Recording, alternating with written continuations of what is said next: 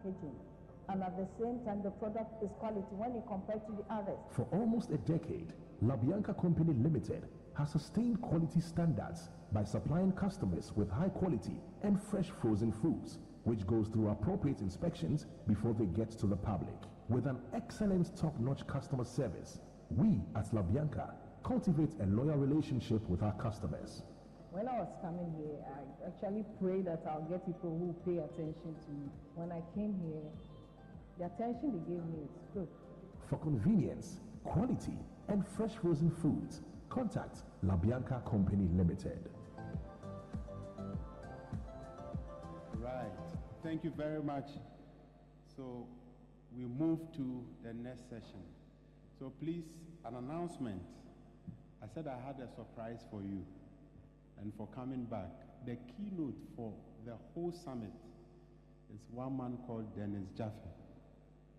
In the family business space, he's well respected and has done a lot of work. He's published a lot of books. One is Wealth 3.0. We also have Borrowed from Your Grandkids.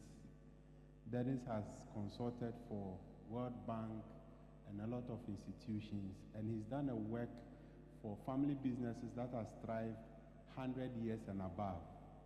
He has a lot of wisdom to share. You don't want to miss that surprise. So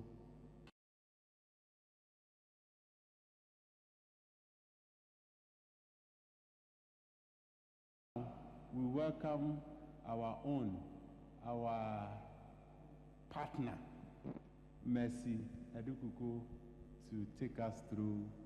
The topic for this session is avoiding the trap of one-sided wealth creation. Mercy will start and I'll finish it. Let's give up a clap for Mercy. Oh, Mercy is a Nigerian, she carries fire, so make fire come your laptop.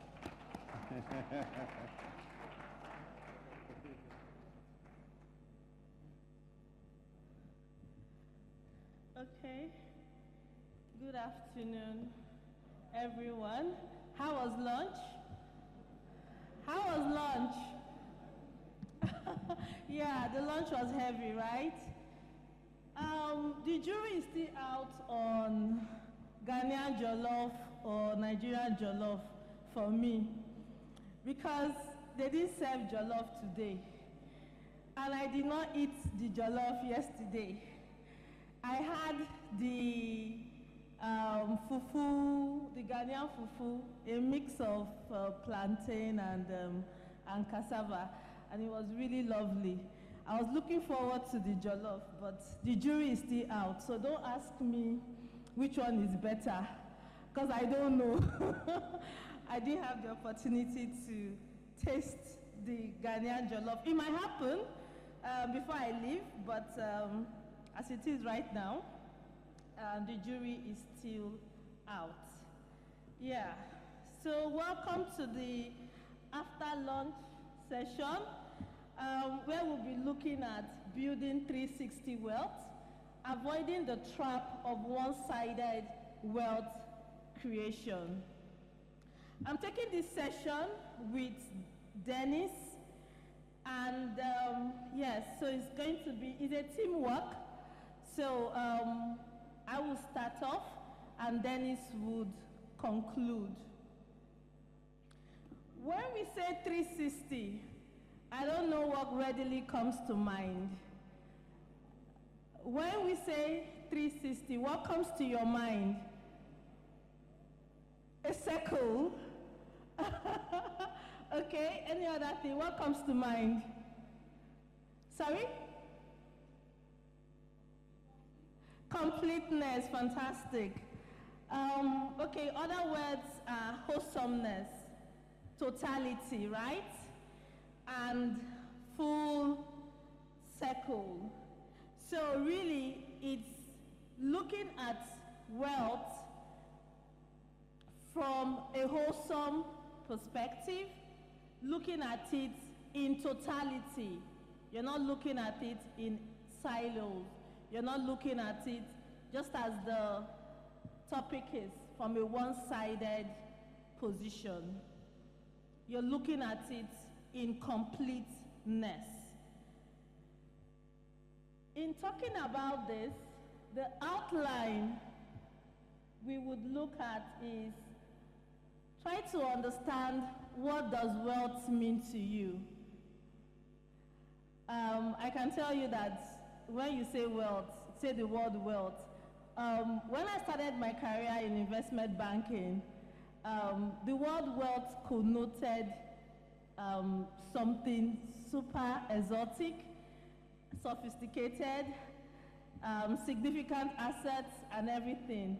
But after about 18 years of practice, I don't even understand what people say when they say wealth, because you look everywhere you go, somebody is doing a wealth.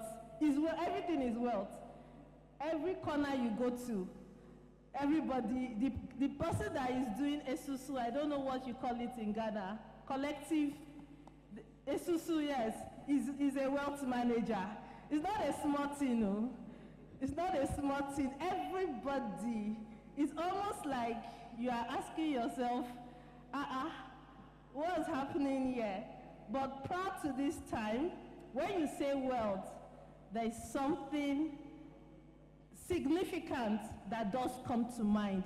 So I don't know whether over time the essence of the word has been lost, or whether in line with Gen Z's and Generation Alpha, we are going to have new lingo to talk about wealth and all that. So we'll look at, what does wealth mean to you? Let's see whether the essence of what wealth is still holds true, or whether there is new lingua for that. We'll look at the capitals of wealth. We'll look at the tale of two sheets. Qualitative capital, and we will try to score your family balance sheet. So to continue, what does wealth mean to you? If we can have the next slide. Yes. So maybe you want to write it down. When you hear the word wealth, or when you conceptualize it, or you try to internalize it, what does it mean to you? Does it mean possessions? Does it mean riches? Does it mean success? Does it mean comfort? Is it status? Is it value? Is it your net worth? Is it funds you have in the bank? Is it your fortune? Is it your assets? Is it the goods you have in your warehouse? Is it, like Hansatu made us to understand, is it your net worth, your connection with other people? What does wealth mean to you? We did a survey, we started a survey early this year, my team and I, and the barcode there, if you scan the barcode, it takes you straight to the survey. And one of the reasons why we decided to have that survey was because, like I said, you didn't get to understand what wealth as a word meant anymore. And it looked like every Tom, Dick, and Harry had one wealth strategy, one wealth plan, one wealth service. It was just everywhere. So for us, it was trying to really understand that when people use the word wealth, what in essence does it really mean for you? So if you scan the barcode, you can have the opportunity to add your voice to say what wealth means to you. But one thing is certain, as many as are seated in this room, you can be sure that you would have the same amount of varied answer. You'll be surprised you will have someone that will say, this means exactly this and someone else would concur. There would always be an angle to it. And that's what we have found out. So that tells you that what wealth is, to a large extent, is subjective, is personal, is a collection of your experiences, is a collection of your makeup, everything that is you. And one of the key things when we are talking about 360 wealth is we need to kind of go back and understand what the word, how did we come about the word wealth? A lot of the conversations we are going to have, and even what Dennis is going to take, and also what Dennis Jaffe has also written and worked on, is from a very distinguished senior colleague, that's Jay Hughes. And he singularly, in advising clients, advising families across the globe, he had an eureka moment, and it was, why are we so technical? There has to be more to life than just being technical with return on investment, EBITDA, and the whole lot. There has to be more to it. He was a lawyer practicing and advising wealthy families.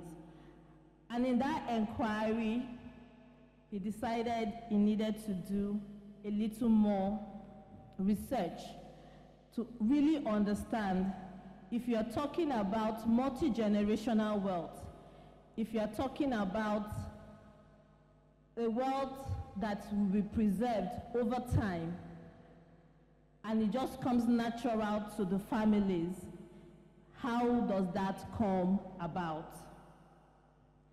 I don't know how many of us are spelling bee geeks, yeah?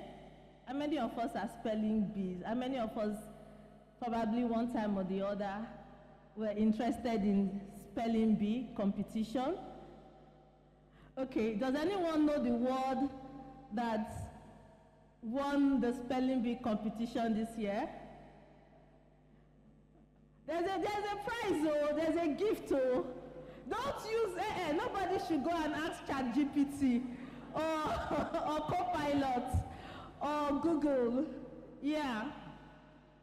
So there was a word that, and when you follow the spelling bee, you know that they go into the etymologies of the word, right? So you know that some of the words that we speak, especially English, maybe French, they have origins. They have from where they are localized until they became part of the global words in the dictionaries. Like, I'm sure that some years back, we had Danfo now. Danfo entered there were some Nigerian words, common words that entered the Oxford Dictionary, exactly. So if we do a little bit of spelling bee and try to understand the word wealth and where it came from or what it really means, is a word that comes from the Anglo-Saxon term, will. Will is spelled W-E-O-L. And if you ask what the meaning of that is, it is well-being. So if you're looking at the word wealth, whatever picture you had in your mind, I'm sorry to disappoint you. Whether you had a picture of a yacht docked somewhere in the island. I know Patrick mentioned Monaco. When we hear Monaco, Venice and the likes, we know what comes to mind. Or whether it was a picture of your PJ, your private jet and all that. I'm sorry to disappoint you. But the etymology of the word actually is well being. That's what wealth is. So really, when you're using the word wealth, especially from a family wealth, a family business, multi-generational family perspective, what you should be concerned about is well-being. That in essence is what the word wealth is. At least that is the origin of the word wealth. And as private client professionals, that is how we work with our clients. So it's not about how much is in your bank account. It's not about how many investment instruments do you have. It is all about your well-being. So we start from the well-being. The wealth you have, how has it enhanced your life? And how has it enhanced the life of those that make up your family? It's all about well-being. So that really is the focal point when we are talking advisory with our clients. So if we continue, we will meet Jehush, and this is him. The 5 capitals of wealth. Now, if you don't want to call it capital, you could replace it with values. And if you have this material on your desk, you could replace it with legacy, because that is what our dear Dennis has construed it for us. He's going to talk more about this. So when you see the word capital, like I said, it could be synonymous with values or with legacy. And when we look at the 5 capitals of wealth, knowing fully well that wealth for multi-generational family business, or even just family business that are just starting out, should actually just be about the well-being. Because when we have well-being, every other thing adds up. So what does Jay say? He believes that families should exist to enhance the lives of their members. Now, these are family businesses, and these are wealthy families. Let's look at the 5 capitals, the 5 values, the 5 legacies that transcend time, that transcends generations. What are they? Jay classifies them into 5. We have the human capital, we have the intellectual capital, we have the social capital, the spiritual capital, and the financial capital. More often than not, everybody is familiar with the financial capital. No gainsaying, right? Because that's really what oils everything. That's really what makes it go round. Every other thing can stay where it is with all the best of intentions that we have. If there are no finances to drive it, everything just stays the same.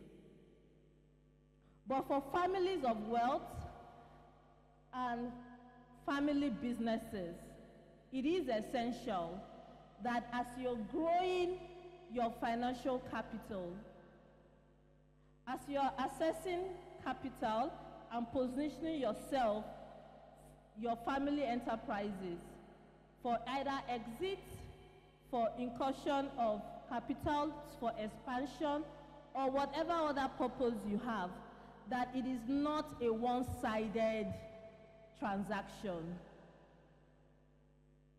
While you have all the numbers concerning the financial details of your firm, what about the family members? And why are we here? We are here today because we are either owners of family businesses, heads of family businesses, or we work within the ecosystem that is a family business.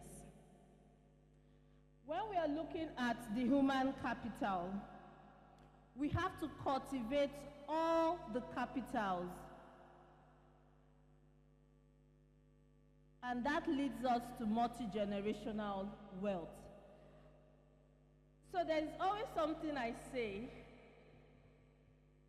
There are times you go to a store, maybe you travel out, you go to a store. It can be in London, it can be in any of those villages. Or you go to somewhere in Europe. More often than not, you would meet someone. It could be a coffee store, it could be an antique store, it could be a jewelry store. There is always a story, and you always meet them. Somebody will tell you, I'm 6th generation, I'm 10th, I'm 12th, and you're asking yourself, inside this small shop? No, because you know now we are Africans, so we like a lot of grandeurs, right? So you're asking yourself, inside this small shop and all that, but they've heard it. Last time around, FFI, there was a 100-year-old butcher company, right? Yeah, butchers, that's what they've done. Butchers, 100-year-old. And if you see the pride of these families, you would be amazed. They take pride in who they are, what they represent in their community, in their growth, in the values, and just that embrace totality of who they are. There is no discarding it. They embrace it, and they are so proud of it. And that guy has different road shows that he goes on. And he's happy to come and visit me at my front store. They've been in that front store for almost like 100 years. That same front store, they bought it, they rented it. After a while, they bought the building. And that's the reality. But I don't know how many 100-year-old African businesses that we have. And it doesn't have to be anything fancy. It could be pots making, it could be beads making, it could be traditional attire weaving, it could be dyes. How many 100-year-old companies or businesses,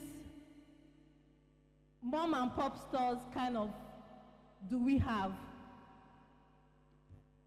So that's a question for us to ponder on.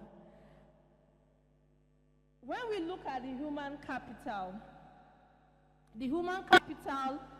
of a family business is reflected in the character of the members of the family, the skills that they've acquired, the identity that is unique to each family member. What makes them thrive? What makes them happy? What is work to them? And what matters most to them? Those are the things that you would be concerned about. What is important work? And what is work that they would prefer not to do? Especially in the times that we are in, we all accept that these are VUCA times, where everything around us seems to be volatile, uncertain, complex, and ambiguous. So you want to make sure that family members are centered in their essence as first, foremost human beings. And that's why you have the human capital there. They have a sense of purpose for their lives. They have competencies and skills that makes them independent.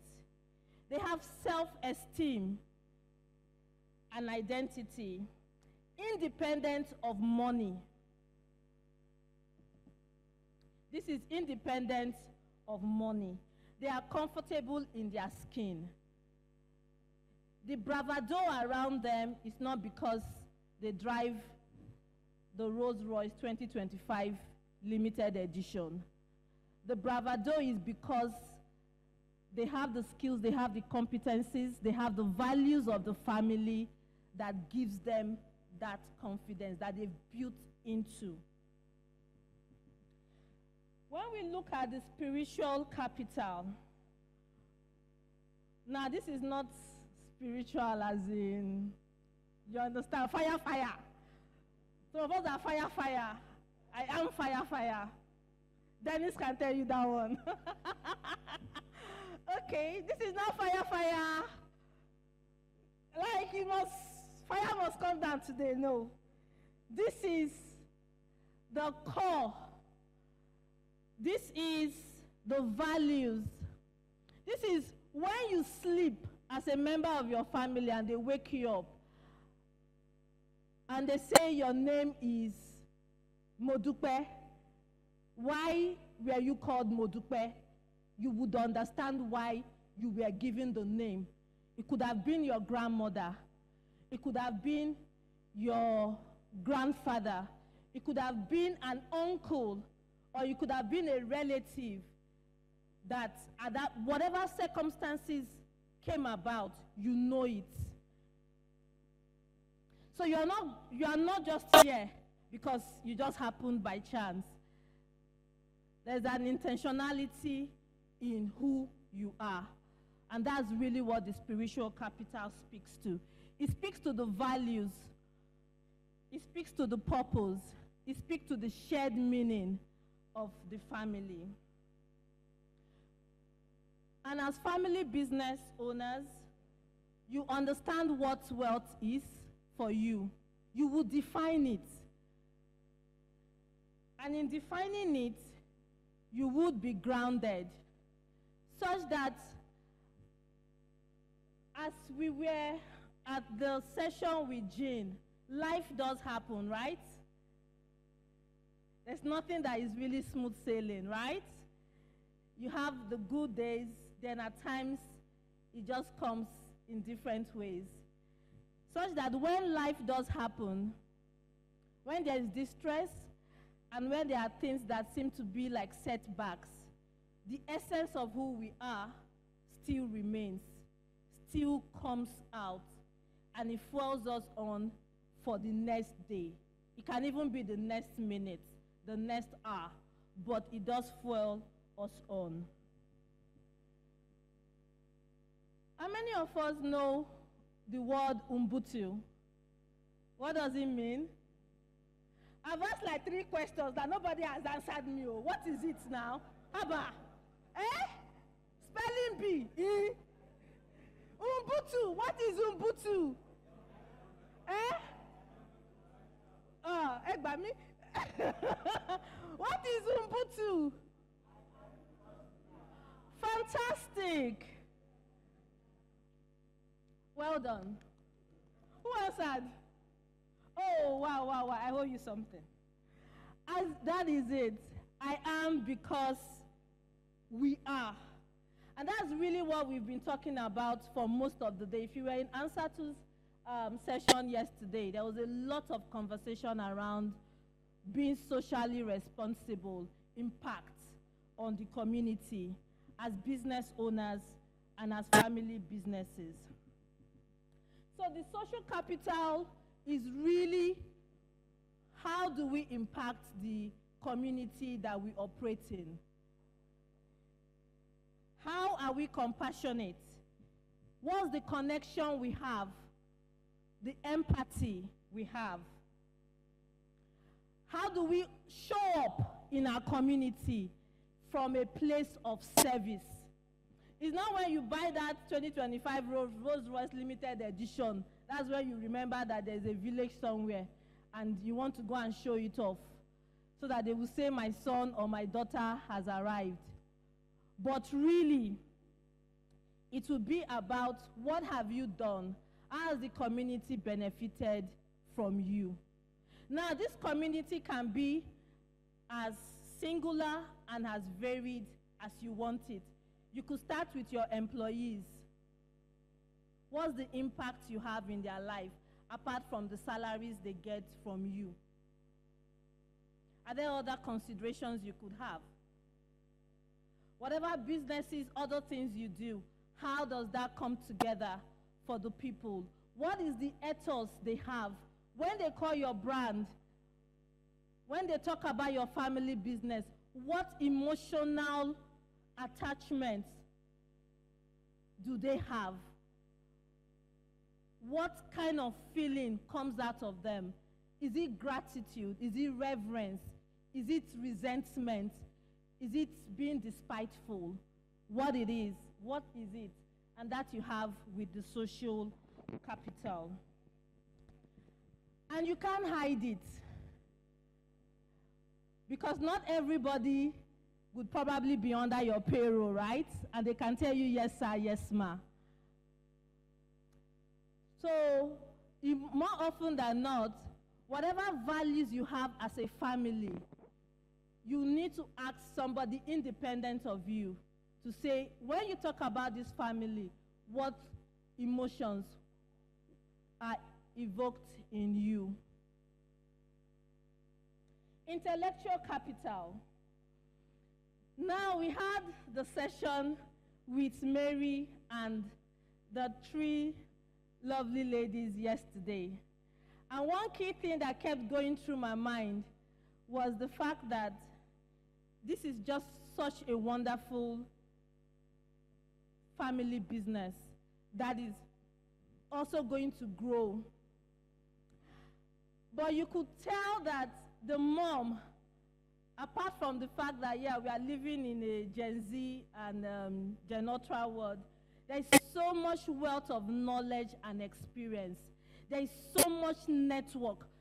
I mean, when Ansatu was talking network, you see some people, you know that these ones are a working library of connections. They are a working library. You call this one, as in they have the connect. You call that one because somewhere along the line, they have interacted with them. But you, as the next gen, how are you tapping into that knowledge? Are you going to the same places that mom went to 20 years ago before you became the teen that you are? Are you interested in harnessing those relationships such that when anything happens to either the patriarch or the matriarch, it doesn't become a case of, when daddy was alive, he was the one that knew them. I'm not sure they will be able to, I'm not sure they will even recognize or they will even know us. That shouldn't be if you give attention to your intellectual capital. Now, that is the wisdom that is in the business. That is the wisdom that you should sit down and collect and receive from the patriarch or the matriarch. It talks about their expertise over the years. It talks about the traditions. It talks about the know-how that they've garnered. And this is not overnight. This is years and years of tooling and retooling their tools for the business, their communication, and building up the business. So it shouldn't be taken for granted. Other things you can do is to institutionalize the knowledge. You could come in, have a mentoring process, where all the people that are close to your dad, you will look for a way to work with them, or your mom, they will look for a way to work with them to kind of just say, I would intern, I would work, I would give you some free hours so you understand the dynamics of the relationship. You could also have documented systems and processes. Now, the last is the financial capital. We will not talk about that because everybody knows that, right? So there's nothing fun about it. The only thing that we will say is that the financial capital should be in service of the other capital. the financial capital is not be it all, know it all. It should actually work intentionally, consciously, in service of building up the spiritual capital of the family, the human capital, the intellectual capital, and the social capital. So it's not about eating all the money and wearing the latest attires or whatever. It is about being intentional about what really matters. Now we talk about the tale of two sheets. One of these sheets, we are very familiar with it, a balance sheet, right? So we have the assets, the fixed assets, liabilities and equities, and you have the equity, shareholders' equity. Now, we'll not say anything more about this because this is just a demo, but we are very familiar with it. In short, in attending this conference, there would have been an entry, something would have been debited, something would have been credited. All the accountants in the house, hi. Okay, it's only Dennis as the accountant.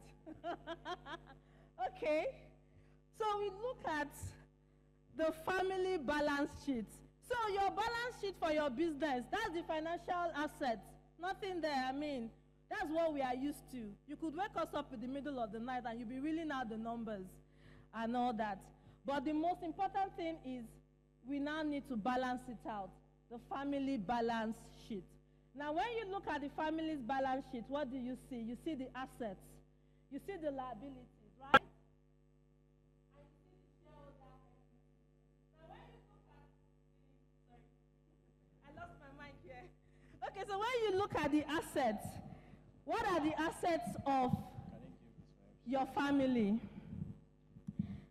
Your human capital, your family's intellectual capital, your family's financial capital, and your family's social capital. Now, let's look at the liabilities part of it. The liabilities are your long-term family risk. And what is the risk? I don't like to say this, but it's something that is very well known within the wealth management industry. Shared sleeve to shared sleeve in 3 generations. But we know that's not what we are attaining for here, because we are all here today to equip ourselves to be multi-generational families. But that's the risk that a family has when it neglects its assets. The liabilities that may fall due is that it becomes a story of the land. Oh, do you know that house? You're like, which house? That house, that house. That house, when they built it, there was so and so amount of money that was spent on it. But the house is deserted. There's nobody there. It's gone into ruin because maybe the patriarch or the matriarch is dead, or there's just conflict, or issues have arisen and everything has gone into ruin. So it could be failure of family governance, failure to understand that success requires an intentional long-term goal, failure to comprehend and manage all forms of family capital. You ignore every other thing, and what you are concentrated on is the financial capital. There can be instances of death, divorce. There can be creditors coming. There can be poor relations leading to conflict. There can also be other things that come to play. You could have inflation, acts of God, changes of political system, lack of personal security, and other short-term risk. Your shareholder equity. How are the individuals in your family actively pursuing their well-being?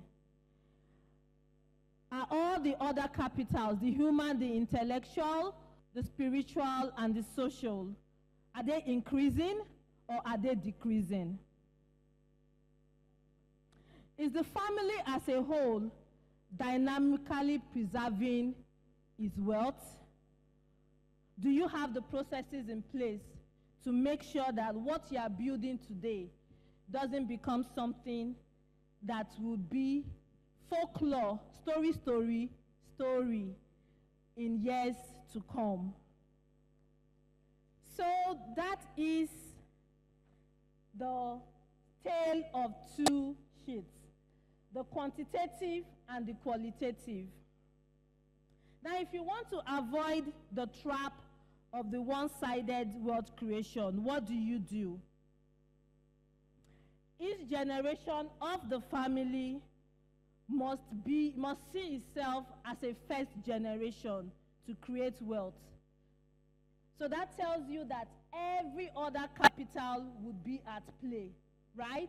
You can't create wealth when your intellectual capital is zero, when your appreciation of the humans that are in the family is zero, and when you've not been able to transfer or have any impact in the environment that you operate in.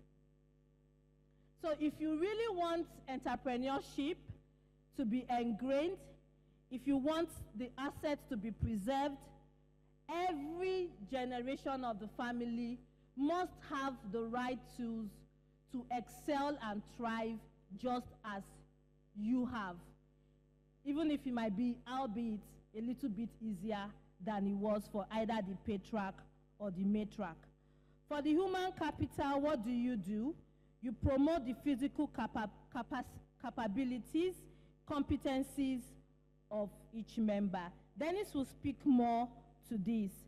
For also the intellectual capital, you stretch the intellectual capacity of each member to achieve their maximum level of learning. For the social capital, you find a way to work together, have your family meetings, encourage family members to be involved in the philanthropic initiative of the family. Patrick took us through that entire process.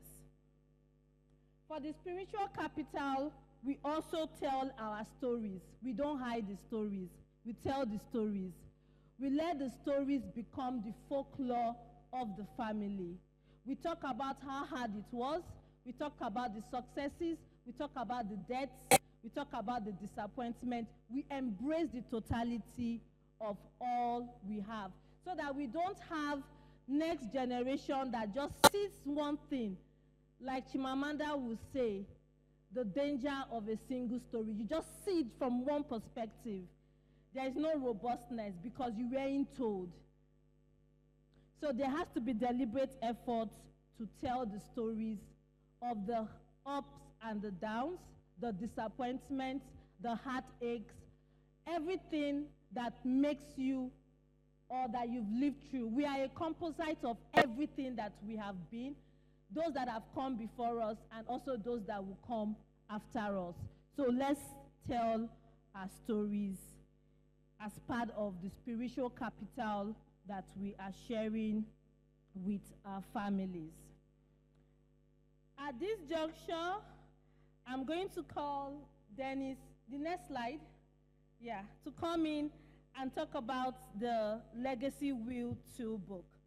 And what you will see in this toolbook is how is the well-being of your family. Now, we all know the numbers, right, on the financial side. But what about the numbers on the other sides? What are the numbers on your social capital? What are the numbers on your intellectual capital? What are the numbers on your human capital? And what are the numbers on your spiritual capital? So that assessment is as critical as the assessment you take with your accountant when you are looking at your financial statement, your income statement, and every other thing. You want to make sure that, are these things decreasing? Are they non-existent? And can we be intentional about how we want to grow as a family for generations to come, such that our stories do not become that of somebody seeing the name is either in the history books with relics that have no bearance in this AI world. Thank you for your time.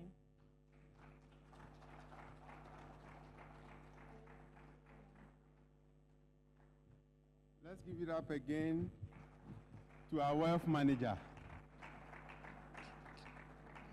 So along the line, the Niger started coming. All right. So thank you so much. So she's touched almost all the aspects of capital. And what Dennis Jaffet did, and Dennis Jaffet was with us in Lagos. This year he was to come, but certain circumstances didn't permit his in-person appearance. But he's online. So that means if I don't do this well, Dennis will ask, Dennis, you didn't say this well, why did you say this? So he's online, and he will be doing the keynote for this day, and he will be the last speaker before he leaves. What I will add to what Mercy did is what we call the family capital and then the structural capital. So this is a typical Dennis Jaffe work where he added the two. The intellectual capital was not found in his because and the reason why, and I said this in the morning, that we feel these, especially the structural capital, is very good for the African context, where structure is a problem. Because there are businesses, and let me chip this in. There was a business we spoke to, I and Hansatu, when I went to Nigeria. We called a fourth generation family business, and the family business has been in existence for 100 years in Nigeria. They are found in the Kano State, and they are into tannery, and they supply to companies like Gucci, Balenciaga, and all that. So they do the leather. So when we say tannery, company that produces leather and exports. And this company has been operating for 100 years. It is possible for you. Because this is Africa. And I like it when it is Africa, shared at the Africa Family Business Summit. And it's possible. You have to put in the structures. That is why this book is there to help you. We want to create value for you. That is why this will be a take-home for you. Look through all the capitals. Assess yourself. You can have a family meeting and see how you are doing and mark yourself. Now, in terms of the structural capital, we are talking about the management or the governance of the family, the governance of the business, the governance even for the shareholders. And I'm typically here to talk about the shareholder agreement. If you don't have a shareholder agreement, but your ownership is diversified, you are calling in for trouble. Or you get to the point where you want to diversify ownership, but there's no agreement. Explaining when somebody can sell their shares or when, and I remember the story of Strive Masiyiwa, and it's a typical Nigerian story. In Nigeria, he had a business in Nigeria, and it got to a point the government of Nigeria, the shares of the government, they sold it to somebody without informing the existing owners. But in the shareholder agreement, before you sell it, you have to give the option for the existing owners to buy. If they are not able to buy, that's where they give it out. But they went straight ahead because it was a strategic buyout. And he took them to court. And that is typical Strive Masiyiwa. You know, and these issues are very important. You cannot operate your family business, get to a point where you want to diversify and you've not done any shareholder agreement. It's dangerous. You have to have governance for ownership because everything hinges on ownership. And if there is no agreement, no governance for ownership. So we've heard a lot about the control of the business. where they say form a board. It's been well stated here. We don't want to touch on it again.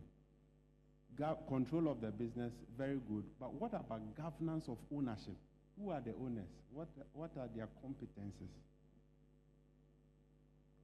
If it hinges on owners, then I think the owners have to be responsible enough to develop themselves to be responsible owners. And that's where it starts from. So, first generation, before you think of doing diversification, please, these are some of the structures that you have to put in place. So, typical of structural governance, structural capital. So that is the ownership. We've heard about board in terms of the business. When it comes to the business, you need also your management board and all these things. In terms of family, do you have a family council? Do you have a family assembly? How often do you meet? How often are you building the communication channels? And that is the family capital. So the family capital comes to play when it is about the relationship that exists in the family. So this workbook will really, really help you to assess yourself. And after that, so on each page, I think you have to clap for us, so we are giving you this for free. So when you go to spiritual capital, you can do the measurement on a scale of 1 to 5. 1 is you disagree. 5 is you strongly agree. You add up. So each box, so it's a question of 5. So each box, you take the number there, you do your totals, and you put under it. So do all the totals, put under it. When you are done, you go to the last page and you plot. Now, when you plot, then you check how you are doing, whether it's a small circle or it's a big circle. If it's a big circle, the bigger the circle, the better your family business. The smaller the circle, wahala for you. So it's a Nigeria-Ghana combo. So make I bring some terms in there. So wahala for you if you are having a small circle. Now, if the circle is also not uniform, then that means there are some points or some capitals in the family you have to look at building, as Mercy has suggested. I think at this point, as the host, I have to sacrifice my time. And enough of the classroom. So thank you very much, and that is the end of our session. Mercy, no be so. Okay. All right. Thank you very much. And so we are done with the schools.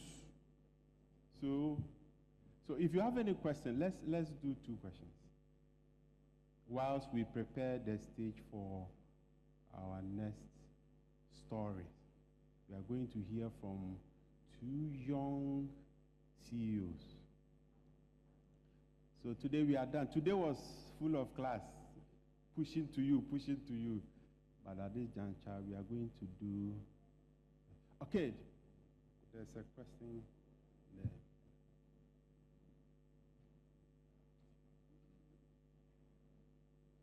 Thank you.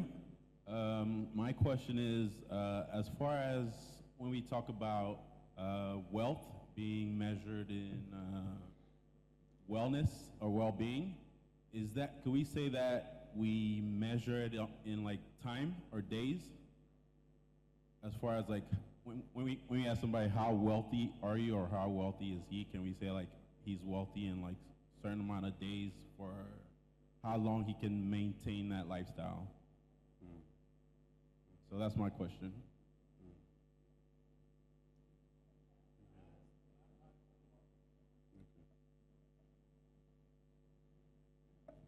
I'm just curious. My name is Andrew Sakotoado. I work with Shared Value Africa. I'm curious about the measurement, right? So if you are answering, is there a framework to measure that, right? What are the index that you would use to calculate a person's wellness versus wealth status? A lot of people are also measuring wealth now, and so it would be nice for us to know our own wealth measurement system, as on a continent, right? How do we measure wealthiness of someone, you know, versus the well-being of the person equating to their wealth. Thank you. Mama well-being. Now you now.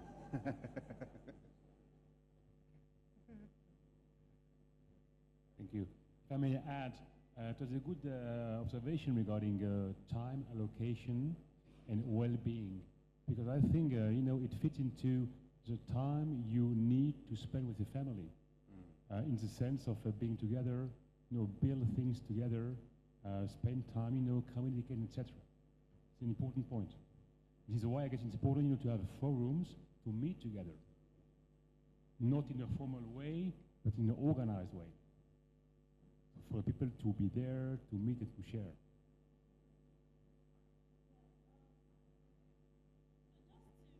Just to give a bit of more, you have this on the table, right? You have this, the Aspire Academy, right? Have you signed up? Yeah, so we can't take everything in this session. I'm actually amazed at the generosity that is Dennis, because a lot of these materials is thousands and thousands of subscription. Thanks to ECOWAS Bank. Thanks to ECOWAS Bank. Yes, thanks to ECOWAS Bank. Exactly. So to answer your question, the measurement is what he has noted here. And he has explained the worksheet, right? I'm sure when you sign up on the Aspire program, you would have it more granular. The wider your circle, the wider you would know that the health of your family is doing well. I remember when Dangote lost his brother a couple of years ago, 3-4 years ago, you could see the raw pain. The raw pain. So when you get to a position where you have money, and money cannot buy you the life, the breath of somebody dear to you, that's when you will know that there are other more important things that you should concentrate and put your energies on. And not be fixated on dividend is coming, that factory, they are stealing, this one. You just put in place the processes and concentrate on the lives, those that are important to you. When most clients have cancer diagnosis, everything falls away. Everything. It's like you were blinded. It's like something was closed, your eyes were closed. When you come with the reality that I might not survive this person might go, that centers you. And that's what we are talking about here, centering it on the things that matter, the people that matter. Dennis will say there is the open arms, there's the open arms and there is the closed arm. Please sign up so that you would have more granular details. Yeah. But as regards time horizon, I can tell you this. In ordinary business, you would look at short term to be 2 years, right? You would look at immediate term to be 5 years. You would look at long term to be 10 years. In family businesses, multi-generational family businesses, your short term is 20 years, 1 generation. Your immediate term is 50 years, 2 generations. Your long term is 100 years, 3 generations. So you are investing long term. Thank you. Thank you very much. Thank you. Very important to focus on the important things in life.